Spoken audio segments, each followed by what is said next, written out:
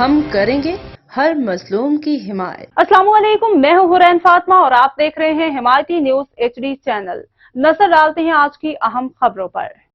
اسلام آباد نگراں حکومت نے IMF کی شرط مانتے ہوئے گیس مزید مہنگی کر دی۔ تفصیلات کے مطابق نگراں حکومت نے گیس کی قیمتوں میں 67% تک اضافہ کر دیا۔ پروٹیکٹڈ نان پروٹیکٹڈ صارفین کیپٹیو پاور پلانٹس کے لیے گیس مہنگی کی گئی ہے۔ ذرائع کا بتانا ہے کہ پروٹیکٹڈ صارفین کے لیے گیس کی قیمتوں میں 100 روپے فی MMBTU اضافہ کیا گیا ہے۔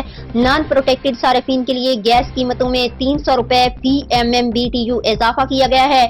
بلک میں گیس استعمال کرنے والوں کے لیے فی MMBTU قیمتوں میں 900 روپے اضافہ کیا گیا۔ ذرائع کا بتانا ہے کہ CNG سیکٹر کے لیے فی MMBTU قیمتوں میں 170 روپے کا اضافہ کیا گیا، جبکہ کھاد کارخانوں کے لیے بھی گیس کی قیمت معمولی بڑھائی گئی ہے۔ مزید خبروں اور اپڈیٹس کے لیے دیکھتے رہیں حمایتی نیوز HD چینل۔